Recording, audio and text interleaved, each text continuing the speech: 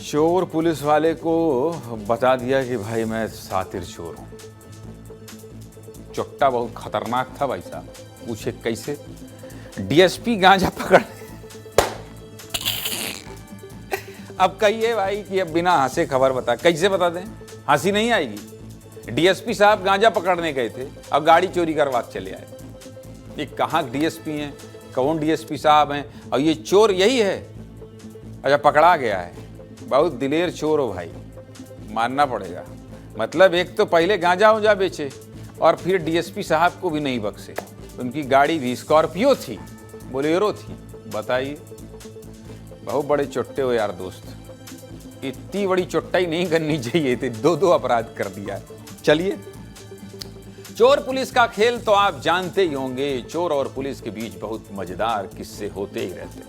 चोर हमेशा पुलिस को चकमा देने की कोशिश में लगे रहते हैं, लेकिन कहते हैं ना कि कानून के हाथ लंबे होते हैं और कोई भी उससे बच नहीं सकता है, और आखिरकार चोर पकड़ा ही जाता है, चाहे भले डीएसपी गाड़ी क्यों न चुराई हो। लेकिन आज जो किस्सा आपको बताने वाला हूं, आप यकीन नहीं कर पाएंगे। हाँ भाई, छत्तीसगढ़ में चोर ने डीएसपी साहब की गाड़ी चुरा लिया। क्या हो रहा है सुनिए, इंटरेस्टिंग मामला है।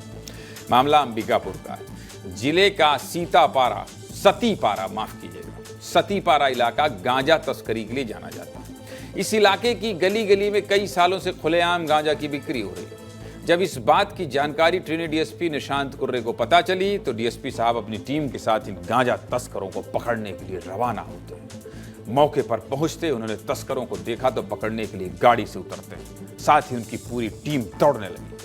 अब जो हुआ उसे गौर से सुनिएगा। यहां तक तो मार रौब था, क्योंकि पूरा मामला यहीं से पलट गया, यू टर्न हो गया। एक तरफ पुलिस को देख गांजा तस्कर भाग गए, दूसरी तरफ मुकेश नामदेव नाम का शख्स वहां आया और डीएसपी साहब की बोलेरो लेकर निकल लिया। गुरु सोचिए भाई, रेड मारने गए थे, गांजा तस्करों को पकड़ने गए थे, और चोर भी बड़ा गजब, सीधे डीएसपी साहब की बोलेरो पर हमला बोल दिया, ले उड़ा, निकल लिया।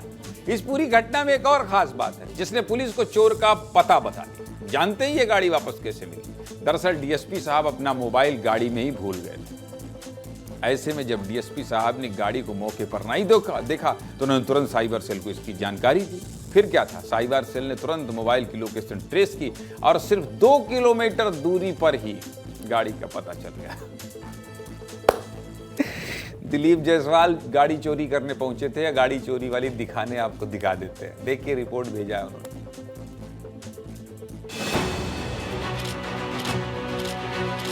इस वक्त मैं कोतवाली थाना में हूं। अंबिकापुर का कोतवाली थाना है।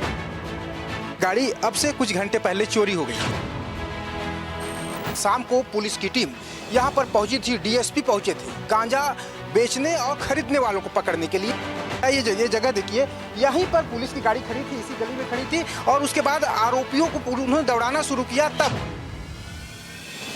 कि एक चोर पहुंचा, एक शराबी पहुंचा, उसने पुलिस की गाड़ी को ही पार कर दिया, क्योंकि पुलिस की जो ड्राइवर थे, पुलिस का जो ड्राइवर था, वो जो गाड़ी का ड्राइवर था, वो भी पुलिस की जो टीम थी उसके साथ आरोपियों को पकड़ने के लिए दौड़ रहा था।